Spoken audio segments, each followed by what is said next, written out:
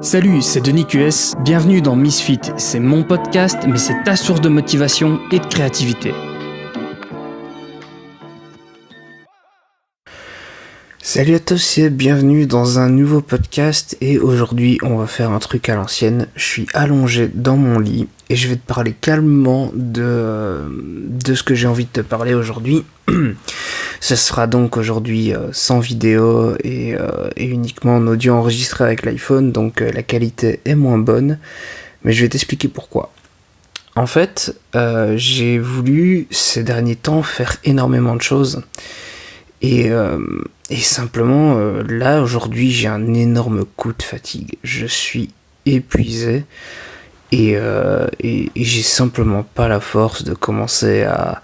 En fait, tourner le podcast serait pas encore trop problématique, c'est après le montage et l'upload, parce que je dois passer beaucoup plus de temps pour toujours tout prévoir, etc. et faire... Enfin bref, c'est plus compliqué. Ici, je vais juste enregistrer ça comme ça, et puis j'appuierai sur un bouton et ça partira. Donc ce sera beaucoup plus facile. En fait, cette application que j'utilise qui s'appelle Auphonic, avec des presets qui sont derrière, qui me permettent de tout envoyer d'un coup, c'est un peu mon joker. C'est mon assurance d'avoir du contenu qui sort sur ma chaîne, même s'il m'arrive un imprévu, même si je suis malade, si je suis pas bien, si je suis crevé, comme aujourd'hui par exemple. Et donc, j'essaye d'utiliser le plus rarement possible ce petit trick qui m'a permis de commencer d'ailleurs, mais de temps en temps, il faut accepter qu'on est humain, qu'on est sujet à la fatigue et que quand on essaye d'en faire trop, au bout d'un moment, on est légèrement dépassé, quoi. Donc dans ma vie personnelle, il se passe quelque chose qui fait que il y a quelqu'un dans ma famille qui est fort malade, qui est à l'hôpital, qui a de gros problèmes et l'air de rien, la fatigue émotionnelle fait que ça n'aide pas.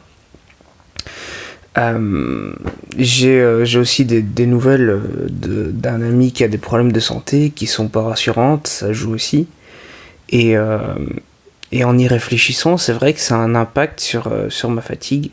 Et puis, il y a tout le reste que j'essaye de faire. J'essaie de développer une nouvelle formation. J'essaie de travailler là-dessus en ce moment.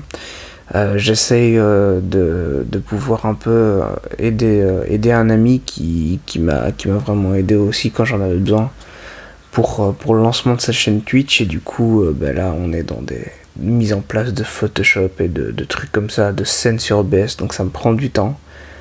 Et puis évidemment il y a le podcast que j'essaye d'améliorer, j'essaye de faire de tester de nouvelles choses.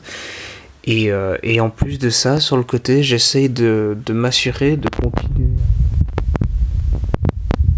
à voir mes amis. J'essaye de gérer mes crypto-monnaies qui parfois ça peut influencer sur ma résistance émotionnelle aussi, mais pour le moment le marché commence à repartir dans une bonne direction. Et alors j'ai un gros point en ce moment qui m'agace. J'ai ce problème de culpabilité parce que j'ai pas écrit d'article depuis très très longtemps, presque un mois. Simplement, ça a été un léger cercle vicieux en fait. J'ai sorti quelques podcasts où j'étais pas bien et puis je me suis dit que j'allais reprendre l'écriture d'articles après. Et ce qui s'est passé, c'est que j'ai voulu récupérer le retard et comme c'était une pile qui s'accumulait, une pile de retard qui s'accumulait, finalement j'ai rien fait et aujourd'hui je suis un peu bloqué par rapport à ça. J'ai ce poids qui me prend, voilà. Donc ce genre de podcast que je te propose aujourd'hui, c'est un petit peu plus de la documentation de ce qui se passe dans mon parcours de créateur plutôt que vraiment un podcast avec des conseils, avec de la motivation, quoi. Mais c'est le genre de podcast qui peut être très très efficace et surtout utile. Parce que tu te rends compte des problèmes que j'ai à gérer, tu te rends compte des choses qui peuvent potentiellement t'arriver, puisque ça m'arrive, et que y a rien à faire, un créateur de contenu, rien n'est plus similaire à un créateur de contenu qu'un autre créateur de contenu, donc tu peux rencontrer ce genre de choses. Et Et donc cette culpabilité d'un tas de choses que je ressens, par exemple même le fait d'enregistrer ce podcast aujourd'hui comme ça et de ne pas le faire en vidéo, plus travaillé comme je le fais d'habitude, c'est une culpabilité que je ne devrais pas ressentir en fait, que je devrais... Le problème c'est qu'on n'a pas le contrôle là-dessus, mais je veux dire, c'est quelque chose qui est bête, parce que bon, on est des êtres humains, donc on peut avoir des failles.